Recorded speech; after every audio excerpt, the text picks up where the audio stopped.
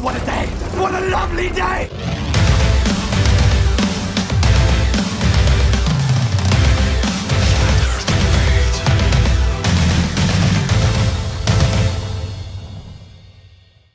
Welcome to Flat Earth Debate, Uncut and After Show. I'm your host Nathan Oakley, and if you're new to this channel, or you've not done so already, then be sure to subscribe and hit the bell notification icon to keep up to date with all the Flat Earth Debate pre-show and after-show goodness. If you'd like to support this channel, there is a super chat that runs alongside each of these shows while they premiere. There's also a PayPal, Patreon and crypto link in the info box below the video. If you'd like to join the community debate, then go to nathanoakley.com and check out the Flat Earth Debate Forum. Now, we are joined by a few people, and I'll pass over to the panel so you can enjoy their dulcet tones as I set up for the first live debate. Well, and then they get you with the other one is with the, well, do you know what this means? And then they get to the whole breakdown of this one particular word, and this is how I said, then they get this long, drawn-out thing going. By the time they finish, you've lost your whole train of thought.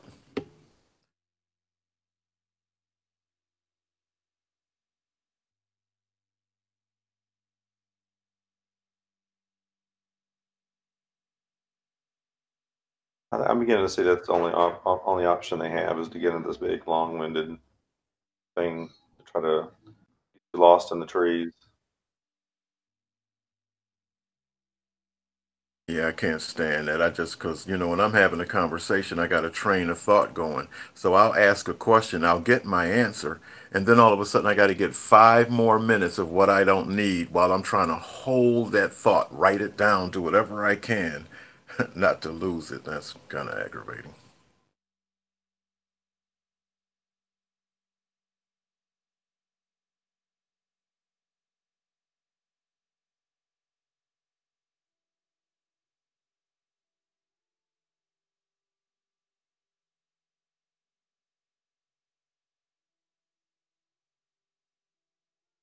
About 10 minutes, we'll go live, just so you know. I got you. Oh, Brian Cox admits that the universe is flat, by the way. Universe? What he said, he was on Joe Rogan, claiming the universe is flat.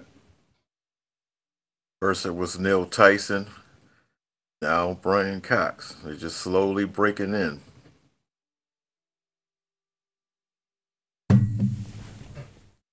I don't even know. I was listening to him describe it. I'm like, even from what I understand of heliocentrism, I don't even know how you get there. I've heard it before. I heard Lawrence Krauss talk about it too. I'm like, how do you get a flat universe? I do not get that even from that. I mean, the more you explain it, the more confused it becomes. Just so you know that Brian Cox turned down a debate with Nathan, by the way. I wonder why. I wonder why. What Yeah. was that?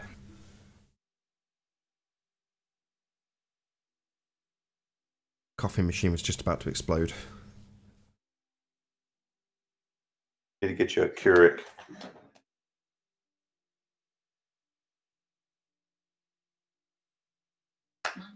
They're nice. You can make 1 cup at a time.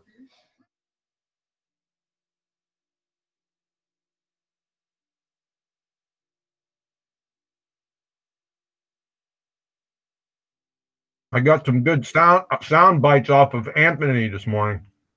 Oh, yeah. I put him in Ballbusters. From Anthony Riley's stream? Yeah. We need to get a soundboard. But it was only Anthony speaking. Yeah. Okay. We need to soundboard those 3 comments. Once you look at them in Ballbusters, you'll see what I mean. I heard a little bit of it. I started watching it. Is that the one that was about 40 minutes long and he was going after some people in Australia or something? Yeah, I think that was it. I listened to it this morning myself. Tried to catch it live, but it came on, or ended by the time I got on.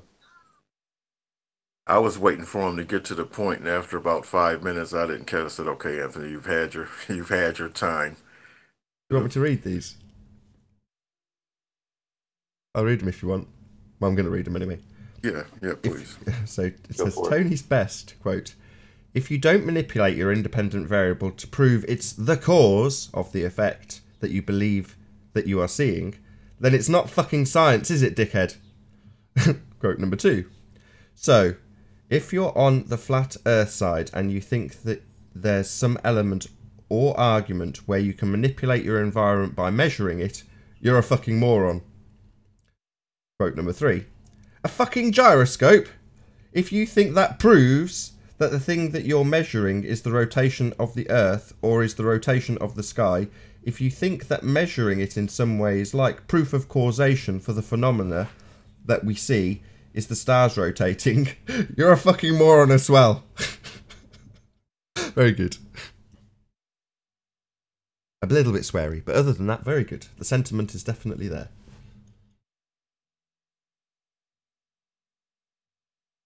How come he's not been on here as of late? Just been getting his other schoolwork done, or just been busy? He's been white knighting, hasn't he? Out fixing people's computers. He said he'd be on today, although he says that a lot. Yeah, I've been working. I've been trying to work on my laptop, trying to get back up to par, and it's been an ongoing process. I've been on the call with tech support lately, trying to get some issues resolved with it. It's still not fully resolved. My VPN will kick on and off periodically. It won't stay on. Sometimes it'll show I'm on the internet, but say I'm not on the internet. I'm like, this is great. Yeah, my VPN doesn't work properly on the main computer, ironically, because you'd think that would be the one computer it did work correctly on. So it works perfectly on my phone, works perfectly on the iPad, works perfectly on my wife's laptop and her phone. But this computer, it just does not like the VPN. It just, it'll kick me off the show. And it's like, well, other than looking at pornography, what's it really useful for? Yeah, that's true. I just that privacy issue, just in case there's somebody on the back end trying to get in. Yeah, that's what I said. Oh, yeah. I gave up porn a long time ago. I only brought it up as a segue. So, Playing a Walk has been publicised, or got an advert from Jeranism, regards one of Soundly's presumably fake Globe Earth shill incorporated government agency that's paying, or allegedly paying, people like Playing a Walk and Soundly to infiltrate the Globe argument. Basically just fake documents created by some wanker. Anyway, he's put this fake document up about a month or two ago on one of his live streams, but then to bait whoever, but neglected to realise that he's left teen porn on one of his tabs. And you're like, seriously, you're using your streaming computer to look at pornography? I mean, seriously? That's just silly. But clearly lots of people do it. There's been so many people caught out, and you think, why would you be so stupid as to use the computer that you're going to be using to produce material for public consumption to look at material that's not suitable for public consumption? That just seems so silly to me. I mean, I wouldn't dream of looking at pornography on this computer. Just wouldn't dream of it. I mean, wouldn't ever, but now even more so because I've got a kid, right, that could accidentally stumble across it. And I don't want that. Like the lounge computer. Yeah, I gave up all that a long time ago, and it was affecting. Yeah, me too, but it's funny. It's amusing when someone else is caught. What's that? I said me too, really, but I'm only bringing it up for comedic effect. You know what I mean? Yeah.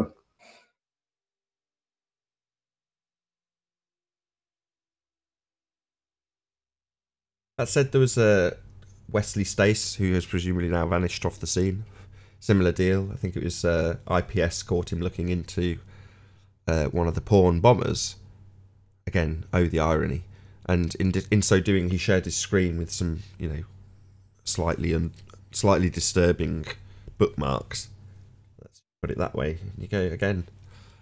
Sharing screens on the computer. Why would you do that? Hello, Sammy. Hello, Flatten Earth. Hello. Hey guys. 50 seconds and we're starting. A bit more. Hey Sammy, did you send me a link to a hangout yesterday? I don't think so. I got a message that Sammy sent me a link. I caught it like 3 hours later, so I just wanted you to know that I couldn't make it. Oh, might have been a different Sammy. Sing it to me, Sammy.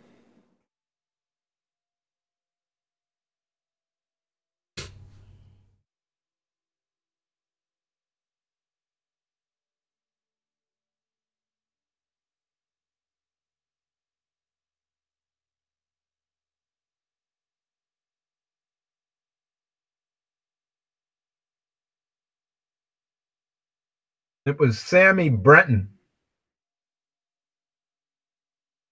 Yeah, that's when was it sent? It was sent March 26th, yesterday. I don't know. Maybe I sent a link to like the whole chat, and I don't know. I don't know how this works. Yeah, right. I was in Skype, so I don't know how I got it. Could have just been addressed at all or something. Hey, Chocolate. Wow, we're going to get a full panel before we even start the show. Good morning. 3, 4, 5, Hey, 6, Chocolate, 7, 8. yesterday I was trying to say goodbye to you and trying to unmute, and I hit the hung up button, so I didn't mean to hang up. I was trying to say bye to you. I don't like that. I'm not really rude like that. Oh, that's great. That's great feedback. That's great feedback there, Vanilla. I'm glad you came. What is your beef with Chocolate saying? Do you have Johnny Goldhead or is it cute Quantum Eraser? No answer. Depending on how I feel today.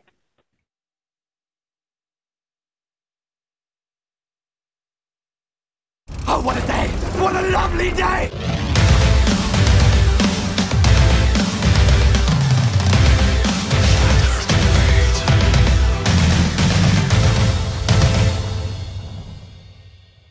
Welcome to Flat Earth Debate Live. I'm your host Nathan Oakley, and if you're new to this channel or you've not done so already, then be sure to subscribe and hit the bell notification icon to keep up to date with the Flat Earth Debate. If you'd like to support this channel, there is a super chat that runs alongside each of these shows while they are live. There's also a PayPal, Patreon and crypto link in the info box below the video. Most importantly, if you'd like to join the discussion, simply mute the page you are currently watching, then click the link in the info box below this video to join the panel and express your views on the shape of the Earth. If you do join, please don't swear. If you do, you'll be ejected, and if you are, please don't try to rejoin the stream using sock accounts. You'll be warmly welcomed back on the next stream. Please also share the show on social media. Sharing the show obviously increases the live audience, but this in turn increases the chances of a more diverse panel, so please share the show. And if you'd like to keep up to date with the community debate, go to nathanoakley.com and check out the Flat Earth Debate Forum. One last time, if you're new to the channel or you've not done so already, then be sure to subscribe and hit the bell notification icon to keep up to date with the Flat Earth Debate. Now, we are joined by Slick James Johnson, Paul, Quantum Eraser, Flatten Earth, Sammy, Chocolate Saying, Carlos, and The Plain Truth. Good to have you all. Hello, what ho? Good morning. Good morning. Morning. Morning. Any signs of curvature, gentlemen? No sign at all. Not even 2 inches over 5.85 miles. No? Getting some serious feedback, gentlemen. Some serious feedback? You sure that's not just you? I've not got any feedback. No, it's coming from Slick. Every time he unmutes, I hear it. Any speakers down, Slick? Any signs of axial rotation of the Earth-based variety? Oh, Ranty's not here. Any signs of axial rotation? Nope. No? No demonstrations of the Coriolis effect? Hey, any noise check? How's that? Sounds good to me. I still hear it. Okay, Nathan, what does that mean if he hears it and you don't? Does It's that mean buzzing. it's coming? It is? Buzzing. Yeah, you've got a bit of a fuzzy mic, that's all. Maybe get a bit closer to your mic and I'll turn you down. I don't hear any feedback over here. Seems good to the audience, so I'm happy. Okay. Yeah, because it usually works pretty good. I don't usually have any problem with it. Just say you sound okay to me. But anyway, moving on. Any evidence that you can have a gas pressure without the necessary antecedent of a container? Nope. Nothing. Nope. Fair enough. Any evidence of a self-perpetuating molten iron core at the centre of a presupposed spherical Earth? Nope. No? I posted that video from that professor claiming how it works. So I don't know if that would be sufficient enough, but I don't know. I don't want to play it just in case you might get a copyright. But it's kind of funny. It's in the group What's chat. the I'll gist put of it it? in the hangout. What's the gist? Basically, he argued that, of course, the typical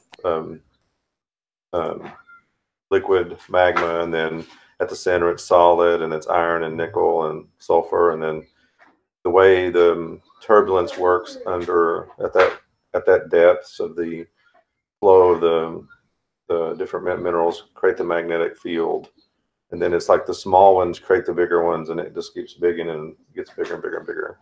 I'm like, well, how do you know all that? How do you prove all that? Back to the same old question. Yeah, it's self-perpetuating, right? Yep. It's like having a cable with anti-resistance that you could eventually get power out of. You know, no amplifier at the beginning, just a cable that gets more and more power as you get it longer and longer. Just complete nonsense, basically. But look, I'll bring it up. I won't play it. Oh yeah. They want you to get. So it's Veritasium. I'm sorry. How say it again. Earth creates its magnetic field, right? Yep. Okay, I'll share it with the audience. Feel free to take anything out of it and claim that that's proof of a molten iron core. Did you take away from it that they'd proved a molten iron core in any way, shape, or form? Just so story, as we always say. Just a just so story. Fair enough. Interesting just so story for you in the chat. If you want to have a look at it, check it out. Veritasium, very popular channel. Any evidence of the distance to the sun? Nope. No? What about the presuppositional R value? Any evidence of that? Gets used a lot. No R. Nothing going on. Might need to find curvature and then measure it first, or to get a radius. Yeah, that ball of twine. They said it's back order. It's because it's so long. It's going to take them forever for it to get to me. So, and I haven't figured out the logistics of being able to stretch it around to measure it. So I haven't figured that out yet. Well, it's more the presuppositional part that I'm concerned about. So while you might be able to figure out where the claimed equator is and then run a ball of twine around it, that's not going to prove that you're going around the outside edge of a presupposed sphere now, is it? Not really, but well, I guess if I could go north to south, that might do something. If I could take it north to south. Wouldn't you just end up All with you a got line to of do is twine? tie a string at the pole. Tie a string at one end of the pole and go all the way around, and then once you get back, you should be able to meet that same string. A pretty big bit of string you got there, Slick. Yeah, I was saying I know he got a big ball of twine coming. It's an interesting topic. So what about north to south circumnavigation? That little pole-to-pole flight was successful. Obviously, that wasn't. Well, they just go in and come out again, don't they, when they get to the south? They just duck in, duck out. Same as all of the claimed, what do they call them? Antarctic crossings. I've forgotten there's a proper term for it. Shout out to Kevin. Can't read because of the glare. I can definitely read Kevin. Thank you very much indeed for the super chat. Really appreciate your support. Burns, there we go. Thank you very much. But obviously, the whole north-south circumnavigation, in the truest sense, is only possible on a sphere. This is Math Powerland's bag at the moment, isn't it? He's keen to do essentially the same as you've described with a ball of string, I should say, but with two people going in opposite directions. Hey, Anon, how you doing? Shout out to Colin Turner for the super chat. But it's just not possible. I mean, I have no idea what the actual land masses are laid out like. But yeah, you can't go up. Yeah, it's not multi-dimensional. It's not a sphere. So north-south, what is claimed to be the connection between them on a spherical model, it just isn't there. So that's never going to be possible.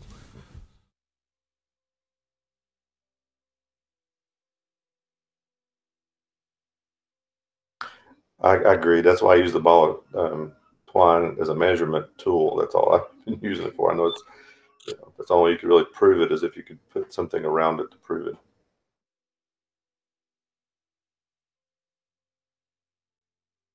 David Reed says, give Nathan money. Indeed, David. I appreciate the sentiment.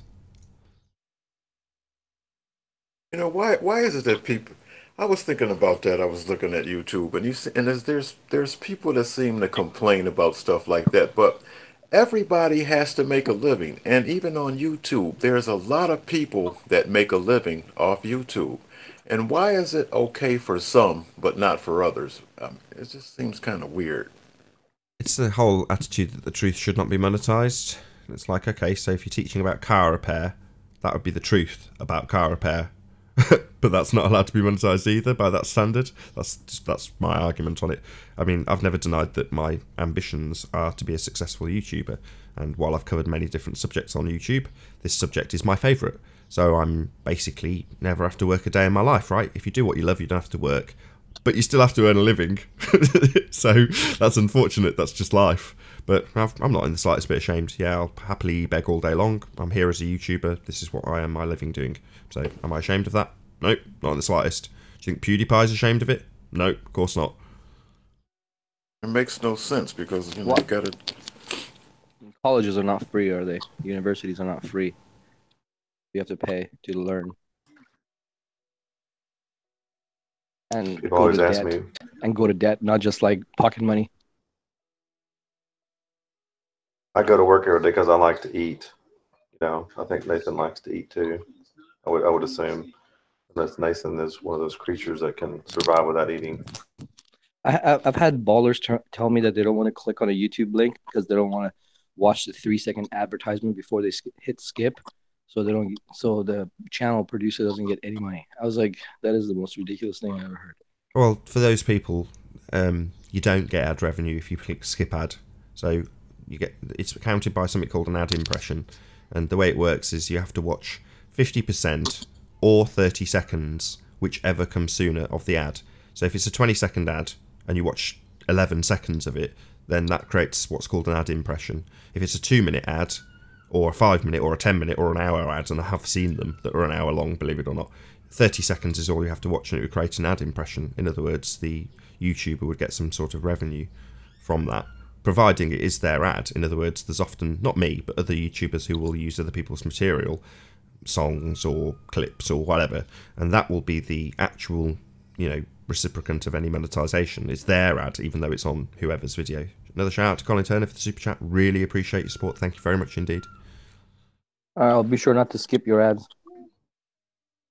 Like I say, 30 seconds or half, that's what you need. I mean, I don't, you know, if people don't want to watch the ads and they want to watch my material, I really appreciate the support. If people just want to comment and they say, oh, I don't even listen to your video, I come in and pause it and then just leave a comment. Great, well then you've interacted with my video. Thank you very much for your support. What happens? How does the red work? Yeah, that's what I was going to ask. Red is just, they basically pay you for any video that anybody on Red watches, so it just counts as a monetized view if you watch something on YouTube Red. So obviously there's no adverts, but the money comes from the person paying to have that service, and you as a YouTuber get a cut of it if they watch your video, regardless of if there's an ad watch, because obviously there isn't any. Well, that's what I use because I like listening to it on my phone without having to have the screen on, so I use Red so I can do that.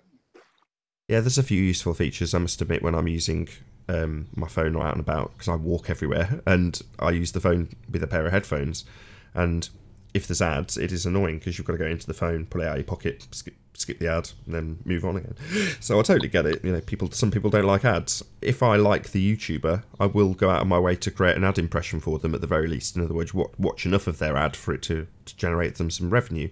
And the way I view it is, this might entertain me for a minimum of 5 minutes, let's just say. Well, it doesn't seem unreasonable to watch 15 seconds of a 30-second ad. So that person has some sort of monetary reward for producing the video. So let's say it's a 10-minute video that you can guarantee it's going to take them a minimum of 2 hours to produce that.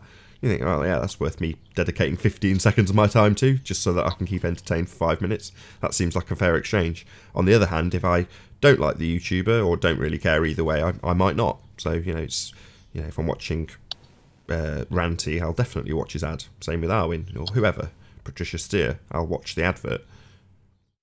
And the thing is, you might as well, because if you don't watch the ad, the advertiser's still going to pay YouTube anyway. So why let YouTube get it all? No, it's only they only get paid if they get an ad impression. So I think the cut is higher in terms of the actual content producer gets more than YouTube from the advertiser. I think it's 60-40 or something along those lines. But no, the same principle applies. So obviously when they're billing the advertiser, they're not going to bill them for ads that haven't actually been watched. So yeah, it's the same principle for YouTube. So it's in YouTube's interest to make it appealing or in some way unavoidable to watch the ad. So, you know, the ads on my videos are all automatic. I never actually put any ads on by hand. I just leave it all automatic and YouTube chooses the gaps and puts the ads in where they seem appropriate. Sometimes hardly any, sometimes absolutely tons. But since doing that, I don't think I've ever had a complaint. You know, when I was putting them in by hand, it was always, you put too many ads in, I'm like, yeah, I'm poor. I want lots of ads. So yeah, there is. But now it's set to automatic. And like I say, I can't remember the last time someone moaned about my adverts. But presumably because YouTube are doing a good job automatically of putting them in the right place and not having them annoy people. This isn't very flat earth, by the way. This is, I suppose it's YouTube revenue earning for people who are anti-money for the truth. But I think Anon's point was quite interesting, which is to say that if you want to go to university, college, then you've got to pay. In other words, if you want the indoctrination truth, in quotes, or in inverted commas, then you've got to pay for that. Well, no one's going to pay me a dime if they don't want to. In other words, you don't have to watch. It's not only... Sorry, go on. My bad, go ahead. No, I was done. That was it. I was just gonna say, it's not only that you have to pay, it's that you have to pay so much, at least in the States, that you go to debt, like burdening amount of debt, where you have to work 15 years to pay off. I know people at my work who are still paying off their student loans. Like, that's ridiculous. And then they're complaining about some YouTuber getting some revenue from ads. Like, it's the most asinine thing I hear. As soon as I hear that, I just tune out. I want to punch them. I think there's a good reason for that. So if you're... Imagine the people who are currently in education. Now, I'll use an example. So you've got a guy who claims to be in education. I don't know him personally, so we'll just go with his story, which is a guy called Nick L. I'm sure you're familiar with him. He's in the comments. He claims to be in education in my hometown. Anyway, he's essentially paying through the nose to be indoctrinated with this information, which means he's going to hold on to it very dearly. It's the value, the perceived value of the information is high because it's had a high cost to acquire it. So you're going to be more staunch in your defending of that information if you've paid through the nose to acquire it in the first instance. So I actually think it's deliberately expensive. You know, it's like the perceived value of a high-end luxury car. You know, it will have a highly increased value well over the worth of the bill of materials to increase the perceived value by the client base. Well, if your client base is somebody that's willing and wants to be indoctrinated, then you've got to make sure that that sticks and has a much higher perceived value to the person who's getting the information so that they hold on to it more dearly. And that's precisely what happens. You're going to defend the falsities that you've been taught if you've paid through the nose to be taught them and be a snob about it in the same process. You know, you're going to say, well, I know this and you don't because I've paid to be educated and you haven't. Therefore, I can look down my nose at you, the ignorant one, because I have this information that I've paid dearly to get. That's fascinating. Well, the other side of the coin, and we're starting to see it more in the U.S. here. I don't know if you've heard of Mike Rowe. He talks about it a lot, but throughout most of our educational system, college has been pushed as the most important thing to have, a college education. And so everybody goes after college. You know, of course, you got degrees, everything from an engineer, doctor, to women's studies or dance studies or whatever. You know, all these crazy degrees you get. And the problem with it's created too in our, I think I'm starting to see it more and more. And even my wife, from what she does, see it on that side of things, is the trade skills are becoming less and less and less refillable. Like, I mean, a welder can make good money, you know, in the U.S. as a welder, but there's nobody replacing the current welders or electrician or plumber or all those things that you can still make good money at.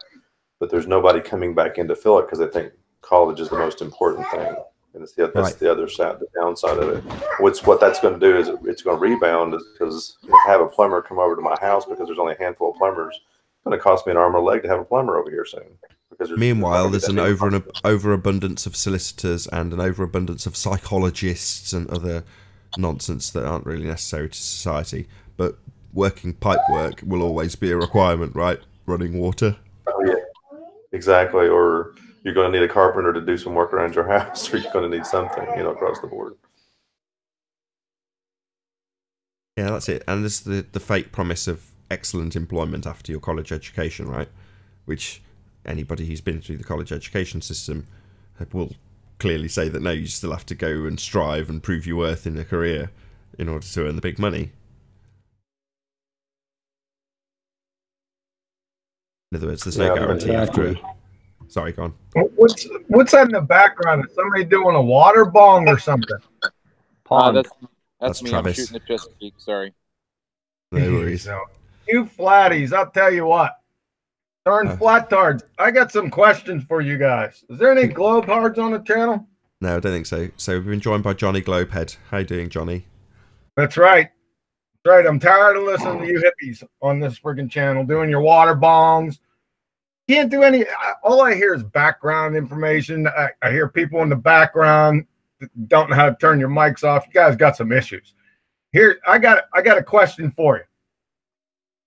So, do we want to? Let's just pick two. The moderator. Who's the moderator here? I'll be the moderator. I'll step this one out. So I'll try and keep charge, and hopefully someone else will pick up the bat. Who is that? Brown Sugar? Brown Sugar. Yeah, the other day when I was here, you said you were a black woman. I got a question concerning the angular diameter of the sun. The sun's angular diameter doesn't change as it rotates. So, what do you flatties got to say about that? Hold on. Well, before anybody answers, what exactly is your claim, Johnny Globehead? Well, since the angular diameter of the sun doesn't change, and that's more or less telling us that the sun has to be really far away.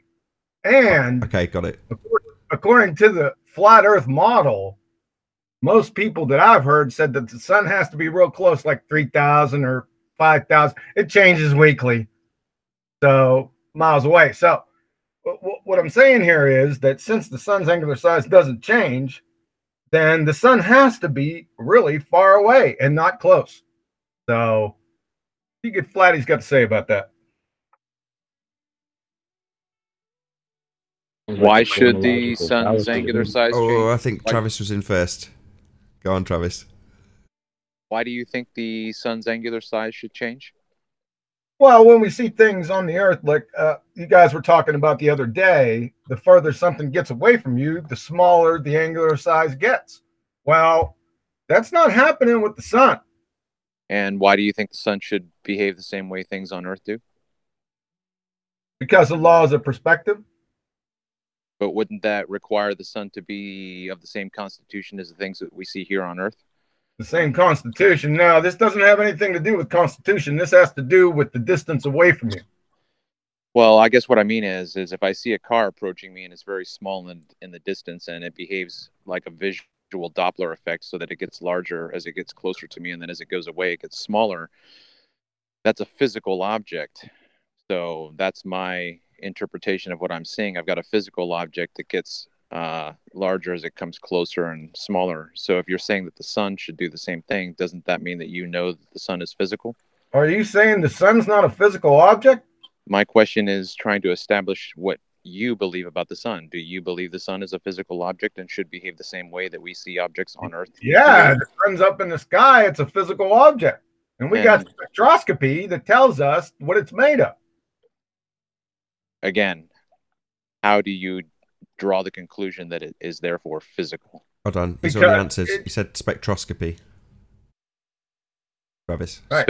Spectroscopy is a visual observation. It's a visual observation. Isn't that painfully redundant?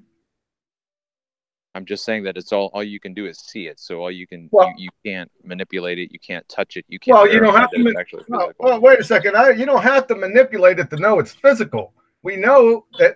I mean, I see it moving across the sky. It's bright. It's really hot, and we have spectroscopy that tells us what the sun is made of. So yes, it's physical. I don't have to manipulate it. It's a what is thing. It's not a cause and effect question. It's well, the sun. Yeah, I still think that you're drawing a conclusion that you don't have enough information to draw that conclusion. So the other question that I would have is have you eliminated all of the variables that are up in the sky that would perhaps influence why the sun doesn't change its size? Maybe there's something going on up there that you don't know about. Like, for instance? Yeah, I don't know. I've never been up there, bro. I'm not the one making the plans. Can I say something?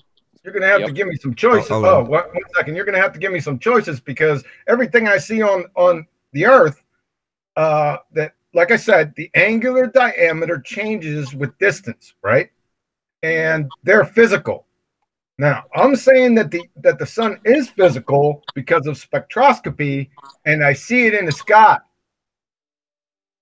So yeah, it seems to me that you're putting the burden back on me to come up with options for you to choose from, and I don't feel that's my burden. Fair enough. Anyone else? Was it? Yeah, I have a question. Question? I'm the one asking the question. Well, I was going to play the. I'm actually a Glober, but so I can play the role. Sorry, you're a Glober. Yeah, I can play the role, or I can, Hold on a second. Hey, QE.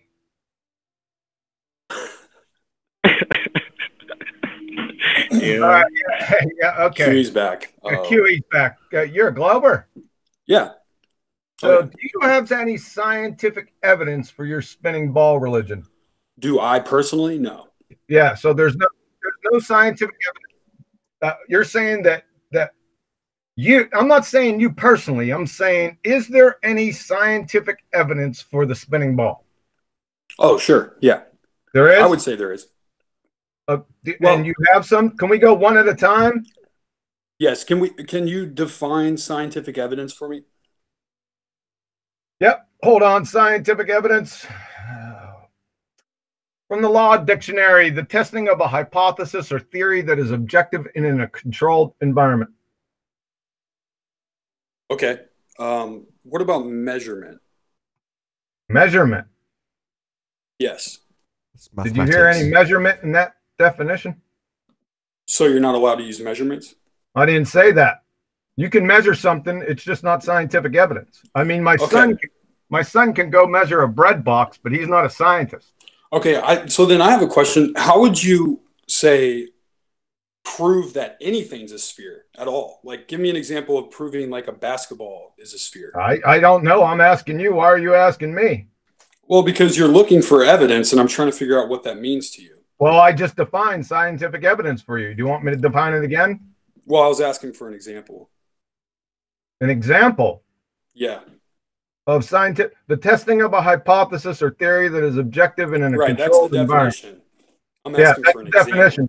You want an example of testing a hypothesis? Well, specifically on, say, proving anything's a sphere. On proving anything's a sphere. Let's say you got an orange sitting in front of you and someone says, I don't believe that's a sphere. Prove it. Go ahead. Tell me how you do that. I don't believe that's a sphere. An orange? Well, you're looking at it. It's right there. It's spherical. Yeah, so looking at it's the only way? It's spherical. Yeah, it's a what is question. Okay, so you have to just be able to look at it. There's no other way. Yeah, you just look at it. I've got a sphere. Can you see it? Yeah, I can see that. But if something is, say, a sphere, and I see your sphere. I don't believe that's a sphere. Prove it. Well, you can come to my house and I can show it to you. I mean, it's just an image for me. I'm just looking at it. I mean, it could be an optical effect. I can't tell. It might not even be a physical object, Well, we're getting off the beaten path here. You said that there is scientific evidence. Now, that's a very specific term or phrase. So that doesn't mean you ask us questions. You said that you had scientific evidence of a spinning ball. Well, I'm asking you the question because I'm not sure what you mean by scientific evidence, and I You're don't not think sure? you do either. Okay, can you understand this definition? I'm going to say it again. I'm going to do it real slow. The testing of a hypothesis or theory that is objective in a controlled environment. What is so hard to understand about that? Well, the fact that you can't give an example tells me that you don't know what it is either. I can give an example of hypothesis testing. I asked you for that before. You said no, you didn't want that. Sure, but I was asking specifically about a sphere because that's what we're talking about, right? I don't know. That's not my claim. That's your claim. Yeah. So I can give an example of a hypothesis, right? That's what you need. Well, we're talking about the shape of the Earth, right? Well, no, you said that you had. Here we go again. I mean, this is like pulling teeth.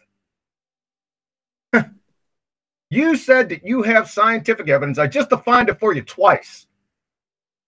Now, you have to come up with some scientific evidence. Now, a hypothesis would probably be best to start with.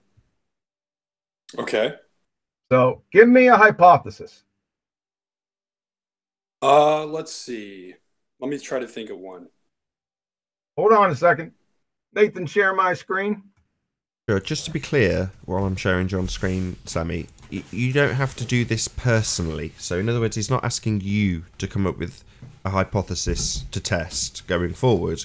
We're saying, given that there's been 2,000 years of assertion that we live on a spinning ball flying through a vacuum of space, anything that's been provided for you to now provide us that is scientific evidence of that assertion. That's what's being asked for. Okay, I think the first person who had used logic to try to prove was Ptolemy, right?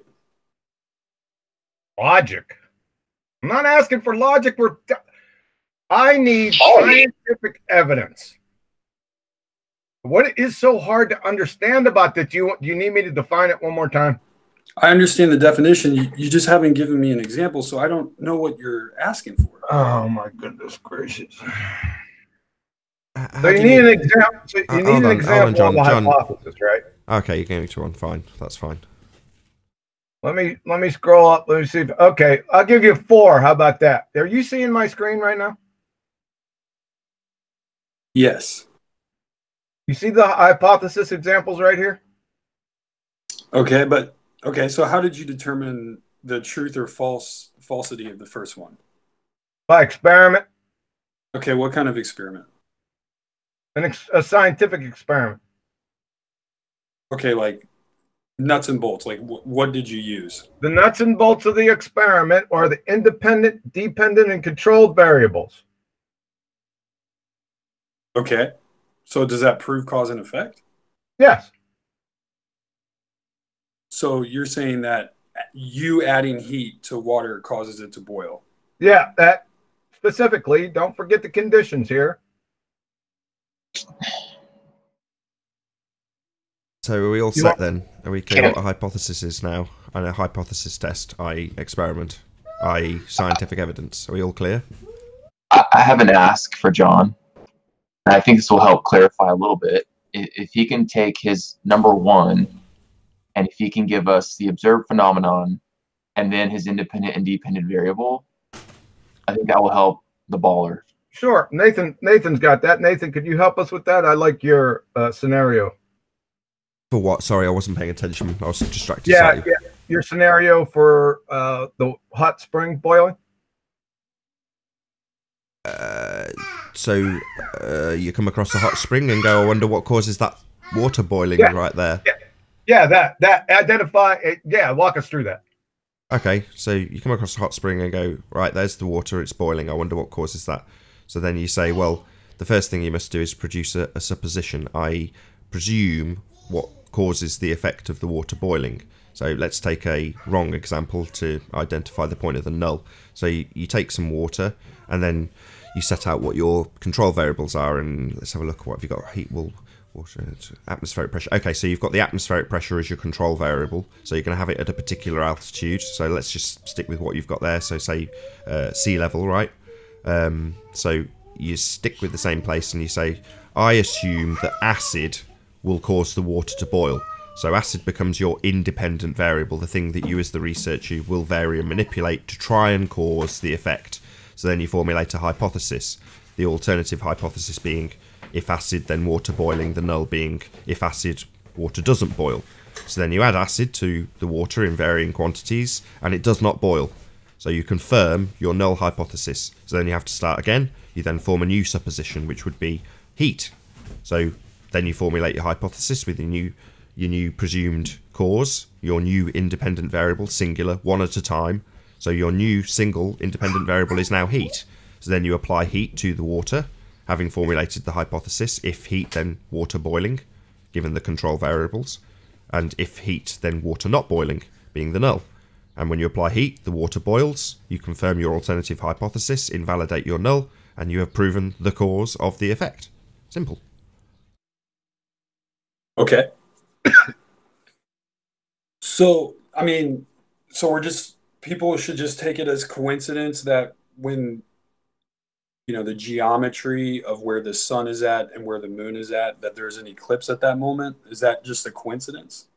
What's your claim? What's your point about the eclipse exactly? How does Well, I'm looking, I guess I'm just looking at the original argument that was used to say that the Earth is spherical. And it was based on observations of the shadow of Earth during an eclipse. And I guess I know you guys have heard all that. And I guess I'm just trying to figure out that, like, what you would say could be the alternative hypothesis. No, Like, that's why what we're else looking, would there we're be looking an at for eclipse? you. So what's the natural phenomenon observed? It would be the shadow across the moon. The shadow cast by an object. Well, that's a presupposition. So is that going to Well, be that's what okay, so that's what my question would be is we know that objects here on Earth cast shadows, right? Hold on, How many shadows are red? Hold on. You're getting ahead of yourself. So, as I just stated with the boiling water, so one at a time. So don't worry about what it isn't. Worry about what you think it is. And so far you've said an object causing it. So is that your independent variable presumed cause of the effect? Let's see. I'm not really sure. Well, I'll just lay it out for you one more time. So your phenomena is your dependent variable. The thing you think is causing it at this stage, the supposition you form, is the independent variable. The thing that you think causes that effect. Okay, I got it now. Yeah, so the independent variable, the variable that you can isolate, would be taking objects in front of other objects that have light casting on it and moving it in front of it and watching the shape of it. You could do that with many different sized objects, right? No, sorry. The phenomena is written on screen now. Can you just read back the phenomena? Yeah, so you're talking about the shadow, right? No, Can you read back the phenomena? It's written on screen now. Are you talking about the shadow across the moon? Right. So we're not looking to do mathematical correlation with something else that does that, based on your presupposition that an object in front of another object will cause that shadow. We're trying to... bear with me. Go back to your... Bear with me. I hadn't quite finished. So we're not looking for correlation based on other objects that fit your presupposition, independent variable, in this instance. So your presumed cause is an object causing the phenomena of a shadow across the moon. So we're not looking for a correlation. We are attempting to cause that effect, not a different effect to correlate with this one. Do you understand? Yes, and now, so I would go back to your original example where you talked about boiling water, correct? You were going on about that? Sure, if you need a bit more clarity about the process. So you're taking one demonstration and applying it to all other demonstrations from now into the future. So isn't that the same correlation? No. Why not? Because my phenomena is water boiling. So I'm not now going to go away and start to vary and manipulate the cause of, say, something that has a boiling point much lower than water, because that would be a false equivalence. Okay, so you're saying that argument by Ptolemy and Aristotle it's too much of a correlation. It's too much of a mathematical correlation to be considered as no, it's just not studying the phenomena, is it? The phenomena, as written on screen, is shadow across the moon. That is the phenomena, like water boiling. So what I'm not going to do, bear with me, what I'm not going to do is find a liquid that boils off at almost room temperature and then say exposure to air is the cause. Because that would be a false correlation, because I'm no longer studying the actual phenomena of specifically water boiling. Well, in this instance, we're studying the phenomena specifically of shadow across the moon. Right. Excellent. So we're all back on track. So the cause would be what? Of the shadow? Yeah? Yeah, it would be the Earth blocking the light from the sun. That's the presumed cause.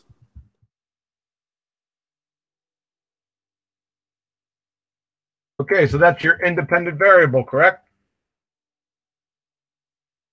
Yeah, not really though, because I see what's going on, because you could just change all of these to objects, because that's what they're being treated as. But I guess you guys don't think it's an object. So, yeah, that's, again, that's a supposition, which we are hoping to apply a method of empiricism so that we can establish definitively if that is the cause, as opposed to ignoring the phenomena completely and then going to things that absolutely are the cause of shadows, physical items, and then varying those, and then saying, well, this is the same, because that wouldn't be science, would it? So I guess this just goes back to my original, because I mean, we're just talking about measurement, really, because I don't know if you're aware, but you know, you seem to be thinking that measurement doesn't prove something. Like if let's say I measured something. Sorry, this is a red herring. Sorry, stop. Show me on screen where it says measurement. Well, that's what I'm saying, is you guys... No, just we're seem to talking not about believe in science. measurement. You are now deciding to talk about something else for no reason. We're in the middle of a scientific hypothesis from you, and you've decided to change the subject to mathematics. This is not a maths forum. So let's not worry about mathematics. We're not measuring things. We are trying to establish what causes the shadow that was first used to presuppose Earth as a physical sphere. What caused the shadow? Yeah, that would be what we try to establish with science. The Earth is causing the shadow. Excellent. So, hypothesis. The Earth blocking the sun is the cause of shadow across the moon. Yes. Excellent. The null hypothesis. Earth blocking the sun is not the cause of the shadow across the moon. Okay. Excellent. Now, tell us how we will go forth and perform an experiment. Well, when the Earth is no longer between the sun and the moon, there won't be a shadow on it. That would be your presupposition that that is what is happening, as opposed to an establishment that that is the actual cause. So let's not just presuppose the outcome. I want you to now tell me, given we have a hypothesis on screen, how we would go forward to vary and manipulate the independent variable. So like with the water, I add a bit of acid to vary the acid content. Or I vary the heat. So, how are you going to vary the independent variable you have given us? Wait, so it would be a function of time.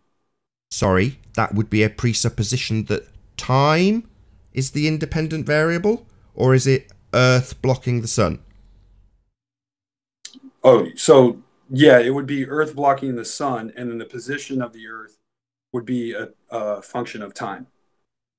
Sorry, time is not, number one, a feasible independent variable, because you cannot vary and manipulate time. Number two, time is a concept. Number three, you have already given us your independent variable, the thing which you, the researcher, will vary and manipulate.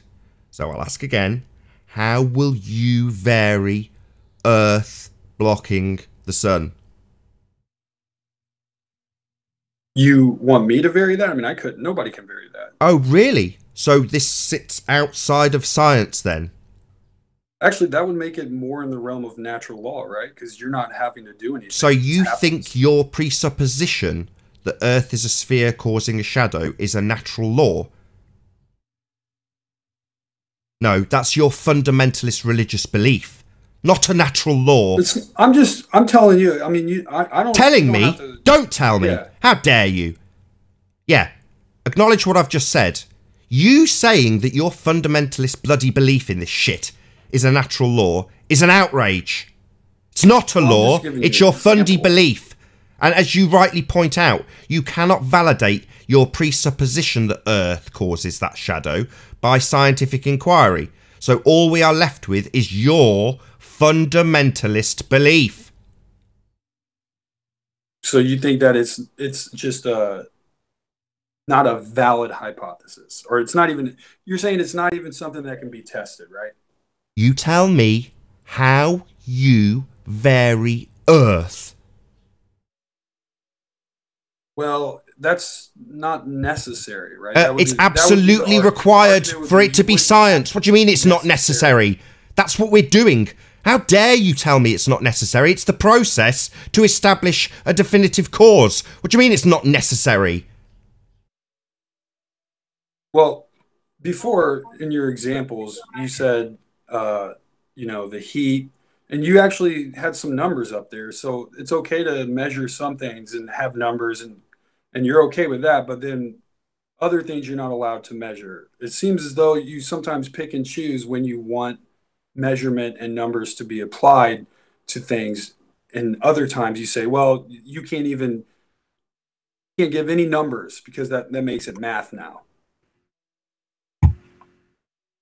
No. The cause that is being varied in the hypothesis of why water boils is heat. The construct that's been applied to it could have any number attached to it, and in fact there are two, Fahrenheit and Celsius, arbitrarily applied. They don't mean anything in regard to the cause. The cause is heat, not those numbers. They can change arbitrarily. I can completely alter those numbers to totally different numbers, and it does not change the independent variable of heat. And what is heat? The independent variable in regards to the phenomena of water boiling. Yeah, what is it? How do you measure that? Who cares? We're establishing it as the cause of an effect. The measurement doesn't matter. Is it possible that you don't know? Sorry, it doesn't matter. It's not the cause. The cause is the heat. Wait a second. The number hold on. The number on the thermometer does not cause the water to boil. Do you understand that? Yeah, but you understand that simply adding heat's not enough, because I can add heat to something and watch it not boil. How much to what? Heat do you Water? need to add? How do you measure that? To water? Yeah, you can add heat to water. Yeah, my kettle doesn't have a thermometer on it. My kettle doesn't have a thermometer. I just apply heat to the water and it boils. I don't need to know bloody numbers. I just literally add heat and it boils, because the cause has been established. No numbers required to boil water to make tea. Didn't you do that? Because I've heard you make this argument before, Nathan. Sorry, you're not acknowledging what I've just said. It sounds like sorry, you're not acknowledging what I've just said. In order to apply heat and make a cup of tea, I don't need any numbers for that. I don't need to measure a thing. I can just apply heat. Is he having trouble with what an independent variable is? Seems to be when he gets to the point where he can't vary and manipulate the independent variable, otherwise known as presumed cause of the effect. Ask you a question? He either talks over the top of me like he's doing now because he's very irritated that he's got a fundamentalist religious belief taken apart by us that has no scientific validity to it. But when we get to the point where we point out that he can't vary and manipulate his presumed cause of the effect, he then says it's not necessary, even though that's the essence of science. That's what an independent variable is. What's his name? Sammy. Is this Sammy? Sammy. Yeah. Okay. Do you know what define an independent variable? Well, the independent variable is the thing that can change. No. And then the dependent variable changes as a function of the independent variable. No. The independent variable is the variable that is varied or manipulated by the researcher. Are you looking at my screen right here? Yeah, it's okay. I want to clarify there that if you use a watch, you're saying that you're not varying time in that situation? No, you're not varying time. Time is not the watch. Time is a concept. It's a conceptual medium in which all events in this, what we call the universe, take place. Time is not an independent variable. Okay. You can't manipulate concepts. Okay, so I have a question about the independent variable. You're saying there only has to be one, right? There's only one independent variable in an experiment. Are you looking at my screen? Mm-hmm. From the University of Texas, there can only be one independent variable and one dependent variable in an experiment. Any questions? Yeah. What was the pressure of your adding heat experiment? Sorry. Who cares? We're telling you. Because I can. Yeah. You just asked hold a question? on. Who cares? We're telling you what science well, you is. just asked a question. Because you don't understand what it is. So we've told you. Now you're quizzing us on our example rather than conceding that you've got a fundamentalist belief that Earth causes the shadow on the moon. No, I'm telling you that you can reduce the pressure on water and it will start to. Who cares? This is not a water debate. Well, that's our example. Listen up. Listen. That was our example for you, the person that doesn't understand what science is. So we're not pulling apart water boiling. This is a flat Earth debate. You claim that the Earth is a sphere because there was a presupposition made by a man called Aristarchus when he saw a light in the sky have a shadow pass across it. Now we're asking for scientific validity to that utter horse shit, and this is what we get asked about boiling water, our example to you, the ignorant one, about how science works. No, that's not what's being debated. Let's stick to shadow across the moon and your fundy belief that Earth causes that. Okay, so on your first little thing there, heat will cause water to boil. Read all of it. So you seems like you wrote all of it. It seems like you wrote the pressure down there, right? Yeah, it seems that way. So you're holding one of those constant. That is a controlled or constant variable, yes. Okay. So you couldn't say that the situation of, and maybe it's not the best example because it really is based on just geometry. So this is why we go back to the very beginning, where if you want to prove that something's spherical, I'm still just trying to figure out what you mean by prove, because really the only thing you do is measure it. Sorry, we covered this earlier. Sorry, I don't. Right? We haven't got an endless show where you can ask the same question 4 times. Paul held up a ball for you. We looked at it and went sphere. None of us that's had. One example. Stop talking. You've already covered this, and we have told you and shown you a ball. That's how we establish it's a bloody ball. You have a little look at it. Now you're not doing that with Earth, are you? That's the point. So all we have currently is a fundy belief.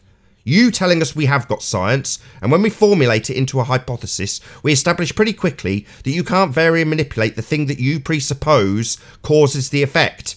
So we're back to fundy beliefs. If you want to know it's a sphere, you have a little look at it. Simple. If you want to quantify how spherical, you can measure it. This doesn't require science. Nobody's looking at a sphere Earth, though, are they? Well, I mean, the argument is, and I don't want to get into it, but you get into horizons and sunsets and sunrises and all that. But, just going back, it just seems to me that you're still not able to tell me how you would prove anything is a sphere. And that don't you see where that might be a problem other than looking at it? Wait a second, Nathan. Let's go back to the beginning. The beginning of this discussion went something like this. Please provide scientific evidence for your spinning ball religion. That was the beginning. And you said, okay, what's scientific evidence? So I defined it for you. And you said that you had scientific evidence. Then we went to the scientific method. right? And then you train wrecked it. Okay. That was the beginning, wherever it went, right? Then now we're at the stage where you're saying it's a big problem that I can't prove it's a sphere, and then telling me that's my problem or anybody. No, you on the can't press prove problem. anything's a sphere. Sorry, anything. That's Do I have to do this a third time? Paul held up a ball. So you're saying the only example of proving something's a sphere is by looking at it. That's it. But that's a pretty good start, wouldn't you agree? Well, unless you're on an object that's really large and it's kind of hard to make out the shape. Yeah, then you can just decide that your fundamentalist belief in a shadow that's been cast on a light in the sky proves you're standing on a ball. Well, we say no. No, that's got no validity at all. That's just a fundamentalist belief based on lights in the sky. Yeah, and that's a cause and effect relationship, right? This is a cause and effect relationship, right? Because I wrote it down. You said this was your hypothesis. The Earth blocking the sun is the cause of the shadow across the moon. So this is a cause and effect relationship. This falls into the scientific method because the scientific method adjudicates cause and effect relationships, right? So we just want to scientifically validate it. Can I jump in and ask a question real quick? Sure. Okay, Sammy, you are supposing that it is a shadow that is crossing the moon. My question is, or deducing. Okay, how did you eliminate all of the other variables to leave you with only a shadow as your option? Right. That's a good question. And I think it's getting to where you guys have gotten into this area of philosophy. You don't have to explain our psychology. I'm asking you a simple question. Whoa. He's saying philosophy? I'm talking about the scientific method. No, I said psychology. He's psychoanalyzing us right now, and I'm asking him a question that he's not answering. No, he said we were getting into philosophy. Okay, let me try to restate it because I'm talking to Sammy. Sammy, I'm asking you how you eliminated all of the other variables that left you with only a shadow as your independent variable.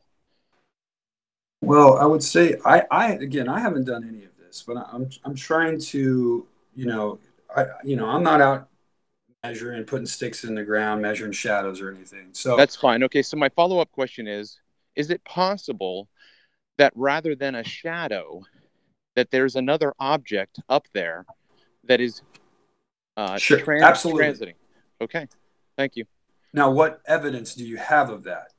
It's not my claim. I'm asking you if you eliminated that variable. The third time you've done it, Sammy. Well, you can't eliminate every Sammy, please. Just let me just explain something to you. Sammy, your claim is that we live on a ball.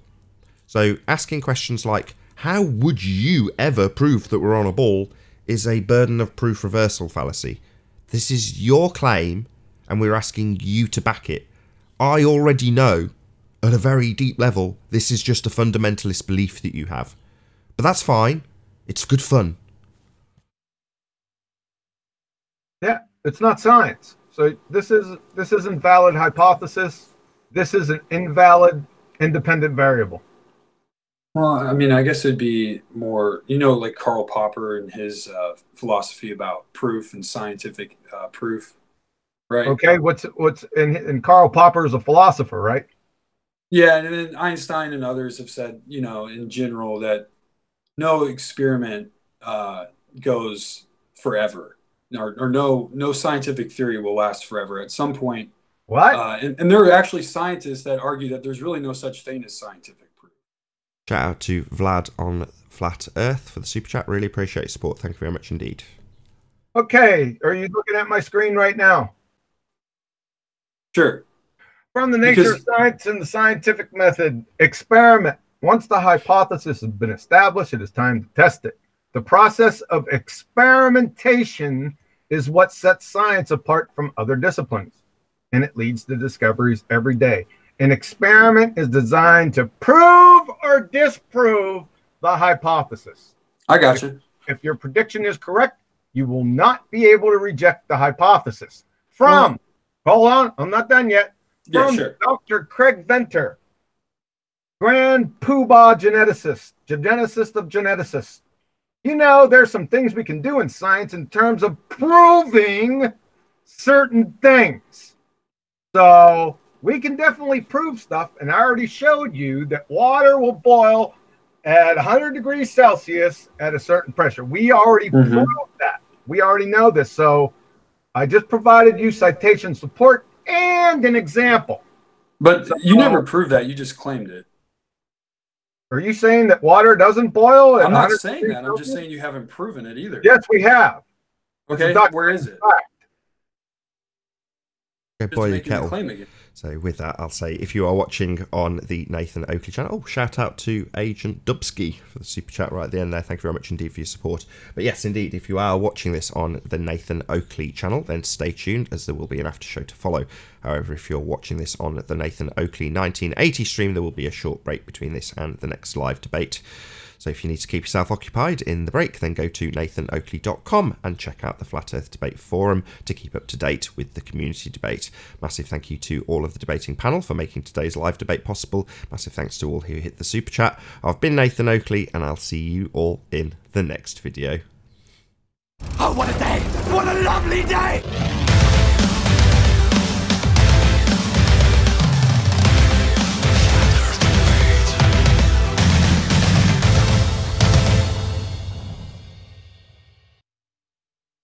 Is water boiling at 100 degrees Celsius a fact at sea level or not?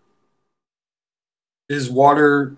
Yes, I would say if it's atmospheric pressure, yes. Then it's proof because it's a fact. Well, yes. So okay, is there a shadow across the moon when the Earth is between the sun and the moon? That's your hypothesis. How many red shadows have you seen? Red shadows? I guess it would depend on what's casting the shadow. Oh yeah, like a No, glass you just maybe. read But my mind, man. are you talking about glass? Yeah, if you put a glass, like a beer bottle, in front of the sun, so is the Earth a beer bottle? Is it opaque, see-through red? Is that what you're telling me? Because or are you going to tell me about the atmosphere that you cannot prove? I mean that. Show me a red shadow. Show me a red shadow caused by an object in front of a white light, or just sunlight. The sun comes out every day. You just show me a red shadow with an object in front of the sun. I'll wait. You want me to show you? Pick any color. Shit, show me a green one. I don't care. Show me a green shadow. Show me a blue shadow caused by an object, not a glass, not something opaque. I would just say you're not trying if you can't find an example of that. No, because it doesn't exist. Because you don't have colored shadows. It's retarded. Sure, you can create shadow colors from shadows if you refract it through a certain medium. Sure, you can. Okay, Earth is not a medium. Earth is a solid object. Well, the atmosphere is not solid. Sorry. Okay, so it should turn red, and then it should turn black, and then it should turn red again. I just want to... Anon's point, Sammy, is that the dependent variable in this instance isn't really set in stone either. So you don't have an independent variable that you can vary to prove that is the cause of the effect. And the effect is kind of a presupposition in and of itself, because what you claim to be a shadow across the moon is actually a red disk that covers it in weird directions. Yeah, it's a you're talking about whatever. No, solennilian is when you see the sun and the moon in the sky over the horizon at the same time, which shits all over this model again. But I just want you to show me a colored shadow caused by a solid object, please. Oh wait. I don't know if I'm not going to be able to screen share on here, but I'm sure you can Google that. You got Google, right? But go ahead, show me.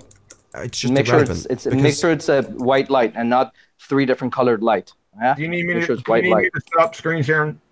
No, it's fine. I mean, I just want to get to the end of this train wreck with Sammy. Right. So the dependent variable's not really valid because you're describing something that's already presupposed as the cause when you say it's a shadow. The independent variable's not valid because you can't vary and manipulate it. So this is a complete train wreck. It's not proof that the Earth's a sphere. It's certainly the start of the story, though. Aristarchus claiming that the light across the shadow across the moon is proof positive that we live on a spherical object. But that's a presupposition made by Aristarchus, as opposed to anything with any scientific validity. That's just the start of the presupposition. So your position is that that's not enough evidence as of yet? No, it's no scientific evidence. It can't fit inside the scientific method. And your second hypothesis, time is the cause. Are you still on time as being an independent variable? Well, I guess not, because you can't vary time, but you kind of can if you wait. Like you can vary how long something happens, right? You can wait like 10 seconds. Yeah, but it's not causing anything. Are you seeing my screen right now? Yes. Okay, let's go over this real quick. Viable independent variables must satisfy 3 criterion. Number 1, it's your presumed cause. Number 2, the researcher must be able to vary and manipulate it. Number 3, the independent variable must demonstrably exist before you use it in an experiment, right? So we have height, depth, width, length. Those are distances, basically. And time are not viable independent variables. Well, see, that's what watch. you said, I'm not done right? yet. Watch, please. Yeah, I'm not sure. done. It's very quick. The submarine was crushed at a depth of 10,000 feet. Did depth cause the sun to, or the sub to implode, or was it pressure? Number 2, the gentleman was so obese he measured 1 meter wide. Did width cause obesity, or was it laziness combined with excessive calories? Over the course of the night, the sun suddenly appeared above the horizon. Did time cause the sun to appear above the horizon? Does time cause the difference of scores between the first and third quarters? You see how silly this is? Right. So I see what you're saying. I'm not really sure, like, where you got that. But I'm just reading from other sources. It says right here, if time is one of your variables, it is the independent variable. Time is always the independent variable. I don't care. I just showed you examples. That's just an ipsy-dixit fallacy where you got that from. They need to provide a demonstration with it as an independent variable, please. Okay. Yeah, I would have to look into that. You don't have to look into it. I just showed you right here. Just answer these questions. Did time cause the sun to appear above the horizon during a sunrise? And does time cause the difference of scores between the first and third quarter? No, definitely. I wouldn't say time. Well, you know what? Measure it. But like Nathan said, time is like, what did he say? He said it's just like a concept. It's not a real thing. I said it's a conceptual medium in which all events in what we call the universe take place in. So it's a concept. Yeah. Yeah. It has no chemical formula or structure, charge, mass, momentum, or spin. It has no millielectron volts, kcals, or kilojoules. So it's neither matter nor energy. It's a concept. It has no direction or location. It has no dimensionality or orthogonality. See. So you can't like say look at let's say like if you're looking at the velocity of something, you can plot the velocity of an object as a function of time, and you can change time and find out what the velocity is at a given time, and that will tell you how fast the object is going at a certain point. But that's not necessarily an independent variable, but you would put that on your x-axis. Exactly, you got it. It would vary. Exactly, you got it. It's not an independent variable. The graphs and functions are not independent variables in the scientific method. Okay, so then I guess it gets back to, because people would say, no, it's not heat, actually. It's the vibration of the molecules. And then you get into the, you know what I mean? So would you say that's the cause? That's how heat's defined, right? Right, but when you say it's the vibration of the molecules, and you talk about actually it's the kinetic energy of the molecules, so it's the velocity of them. Yeah, that's the definition of heat. So right, you're not getting out of that. Right, so you're at your wit's end here.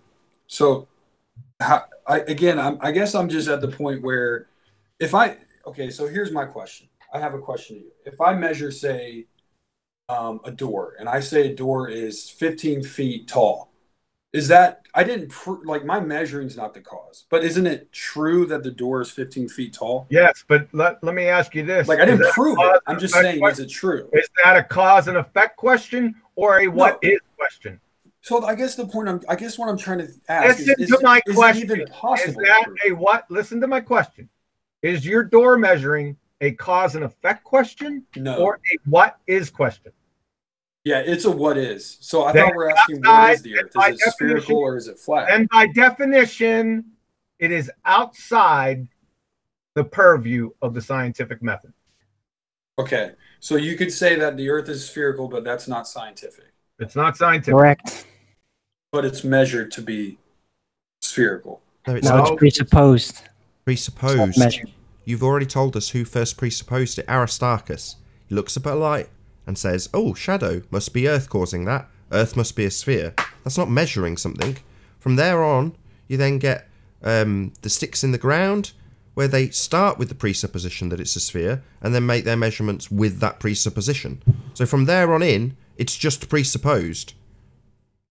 So I guess then I would my only thing I would say is, okay, so you can say it's not scientific, but I would still say, you know, like you said, if I measured a door and I said it was 15 feet tall, yeah, I didn't do anything. I didn't prove any cause and effect relationship, but it is true that the door is 15 feet tall. We're not saying that it isn't true.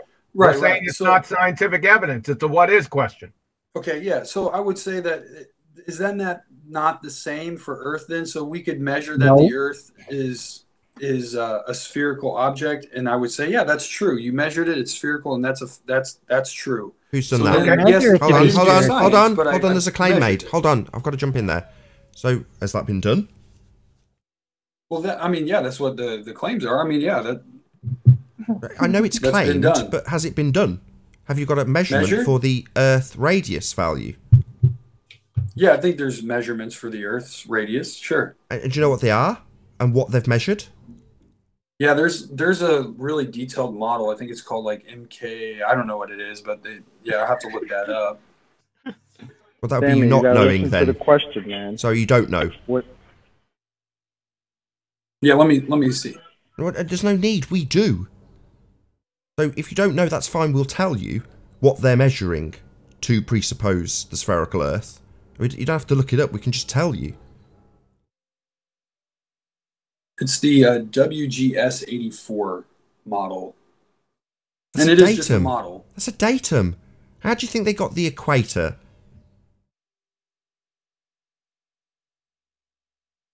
Measure the equator.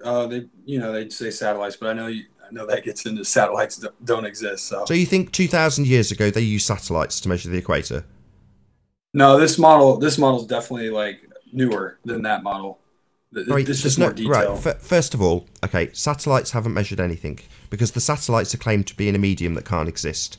So space isn't real. You can't have gas to breathe if space is a vacuum because the gas would fill the space. So if you're going to assert that satellites have claimed it, I'm going to say no, that's just a lie. They claim to be in a medium that doesn't exist. So let's not worry about what satellites have claimed to measure because they're in a medium that doesn't exist.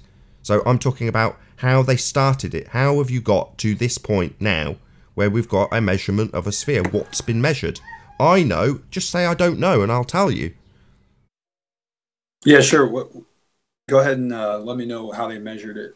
Right, they measure the path of this light in the sky known as the sun.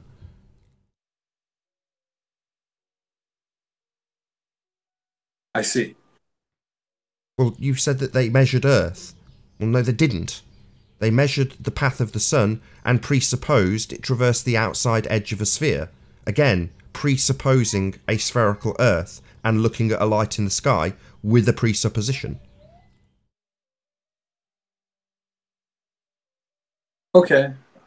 You've Not heard really. of Magellan, I'm Not sure, really. right? It's not okay at all. Half the Western world, or more than half the Western world, believe this based on what somebody's just told them, based on their assumptions, which have no validity.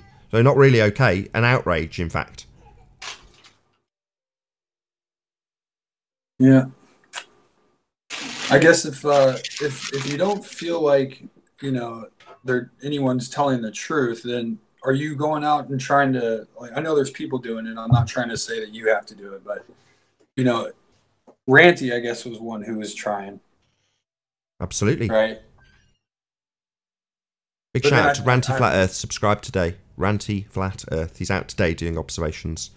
logical Paul is doing consistencies. an experiment right now. No, he's not doing experiments. You know, he's coming up with logical consistency. So, for example, but not limited to, if you are to assert that the thing you measure to in the distance to assert a drop value when you presuppose a radius of Earth, i.e. the horizon is the leading edge of a sphere, then you can go out and debunk that assertion by dangling something into what is said to be a physical obstruction.